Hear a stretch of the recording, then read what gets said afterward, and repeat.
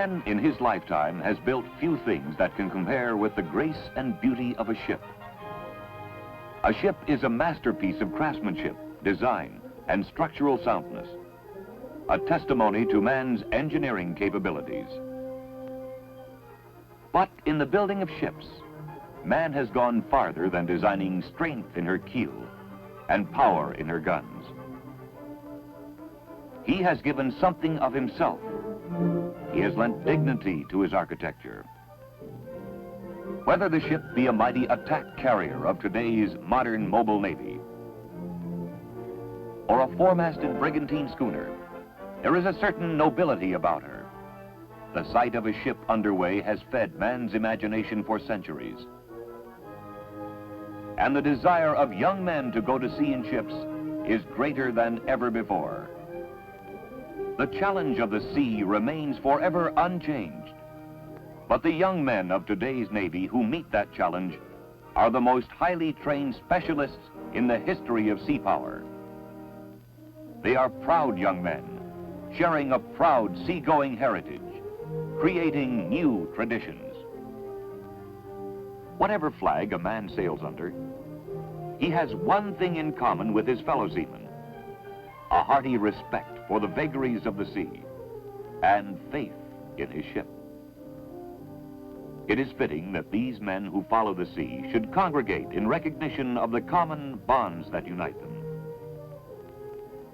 The sailors of the United States Atlantic Fleet, who have often visited the world's most romantic ports, welcome to their own country the 12,000 sailors of 17 visiting navies. The theme for this review is Freedom of the Seas. It was a high spot in the 8-month Jamestown Festival. 350 years ago, the establishment of the Jamestown colony in Virginia marked the beginning of a continuous flow of peoples from many lands to what is now the United States of America. Countries invited to participate in the International Review are those who were active in the exploration and colonization of the Americas, and those nations comprising the North Atlantic Treaty Organization.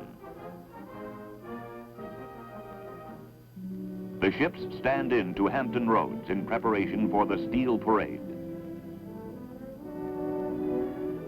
Entering inland waters is the contingent from France, led by the cruiser de Grasse. From Canada, the destroyer escorts Ottawa and Assiniboine. Representing Great Britain, the impressive Ark Royal, largest of the British carriers. And from Spain is the colorful windjammer, the training schooner Juan Sebastian del Caño.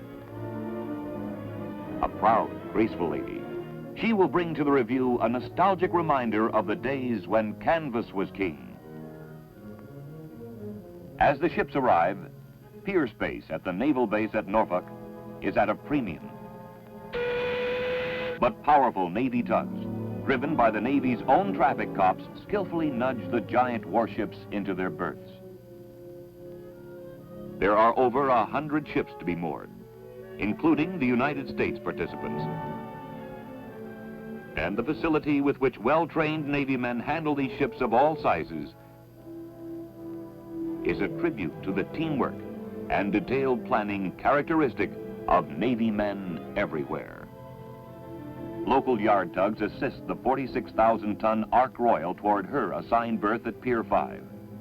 Bucking a stiff wind and swift current, the Steel Lady is edged slowly into position. As the ships are berthed, each commanding officer is greeted by his personal host, usually an officer of the United States of equivalent rank. The host will be responsible for seeing to the needs of the guest ship. This will entail everything from provisioning and fueling to medical care and recreation. It seems that this young lady has taken it upon herself to act as hostess to the men of the Spanish brigantine. Displaying true Latin hospitality, these hardy canvas haulers spin yarns on the taffrail to the fascination of their visiting landlubbers. As a part of the official entertainment, Jose Greco and his troop perform aboard the Norwegian destroyer Trondheim.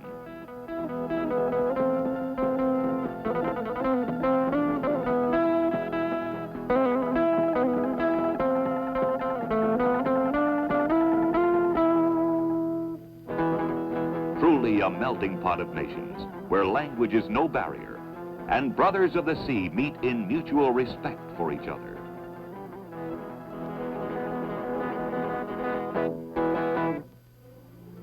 They are bound together by an organization for peace, and the sea is their common meeting ground. A Portuguese sailor, whose ancestors fished off the Grand Banks, gets checked out on modern mooring methods by an American white hat from Nebraska. All four are destroyer men and are part of a strong alliance dedicated to the preservation of peace. No sailor can remain away from a ship for too long a time, even when on liberty, and these French tars prove no exception. This replica of the Susan Constant, one of the original ships that brought the settlers to Jamestown Colony, attracts the attention of these French salts. It is doubtful that these modern sailors have the agility for climbing the rat lines that their forefathers had, but the spirit is there just the same. At headquarters of the Supreme Allied Command, Atlantic, a more formal celebration is taking place. Coincidental to the International Fleet Review are the national holiday celebrations of both Great Britain and Portugal. On Great Britain Day, the Royal Marines present arms as the British flag is bent to the halyards. This annual event is in recognition of Her Majesty's birth and is celebrated by a day of parades and festivities throughout the United Kingdom. All ships present are full dress during these national holidays, and the fleet landing is a colorful sight as signal flags and pennants are hoisted to the forefront. One of the highlights during the week-long series of events is the dedication of the International Naval Review commemorative stamp by the Postmaster General. The aircraft carrier USS Saratoga is host for the historic event, and the Chief of Naval Operations is on hand. Early the following morning, mooring lines are slipped, and the ships move out to take station for the International Fleet Review. Anchored in 2 columns, the line of ships stretches out for 14 miles, awaiting the reviewing party. The reviewing officer, the Secretary of Defense, is embarked in the reviewing ship, the Navy's modern guided missile cruiser, USS Canberra. Canberra is joined by her sister ship, the guided missile cruiser, USS Boston, with the Secretary of the Navy on board, and the tactical command ship, USS Northampton, with the Chief of Naval Operations as senior officer. Also present is Fleet Admiral William F. Halsey, who led the 3rd Fleet through the Central Pacific to victory during World War II.